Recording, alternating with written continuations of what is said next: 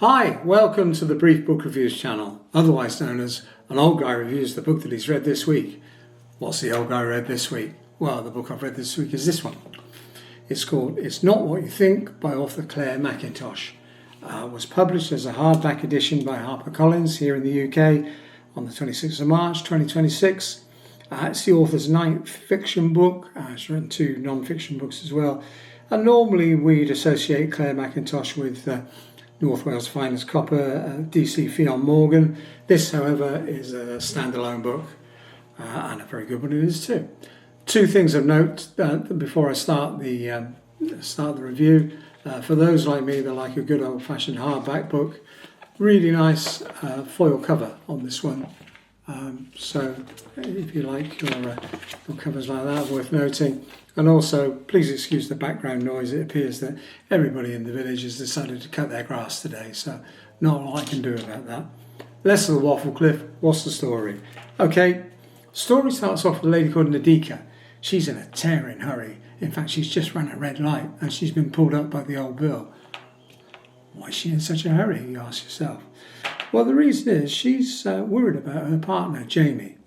Now, Nadeeka has two daughters. They're called Maya and Nish. Her husband, the girl's father, was called Scott. But now Scott has long gone. He's had more affairs than you can shake a stick at. And Nadeeka is living with Jamie. Jamie's moved in. He's moved down from Sheffield. He's totally different to Scott. Scott's down the gym every 5 minutes, pushing health and nutrition MLM products. Jamie's more laid back. He's a health and safety inspector. Nadeeka works for a recruitment company, and they're getting a good relationship. Her girls are beginning to accept Jamie, but suddenly Jamie's behaviour has changed. Over the last couple of months, Nadeeka is worried about Jamie. All of a sudden, he's working late and coming up with very flimsy excuses for working late. He's hiding his phone. He's not behaving normally. And Nadeeka is thinking, I know these signs.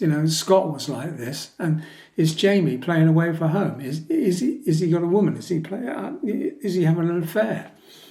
So when Nadeeka calls Jamie and she thinks he's at the office, and Jamie's clearly not at the office because she can hear the voice of a woman in the background, Nadeeka is basically hurtling home to have it out with him, say, come on, what's going on here?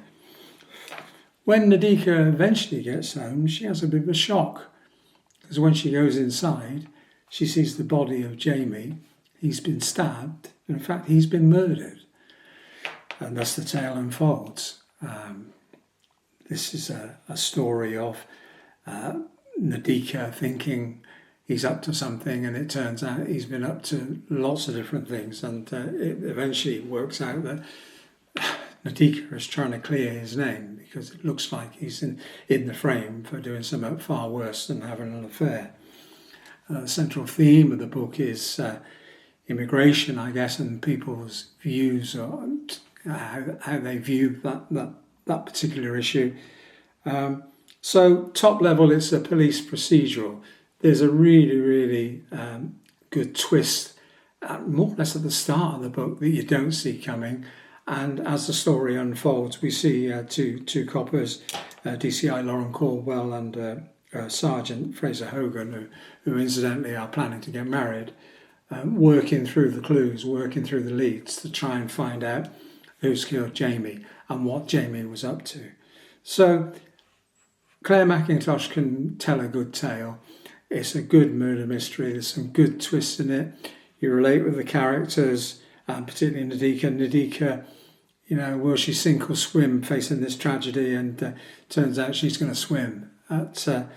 There are twists involved where it looks like Jamie is bang guilty of various things, and she's trying to prove his innocence. So a really good book. I really enjoyed it. The story is only 388 pages. You don't quite get the humour that you get with the DC Fionn Morgan books, but this is a serious subject, and it's a murder mystery. So really enjoyed it. I think that's it for this week's brief book review. 10/10 till we do it again. Thanks for watching. Bye.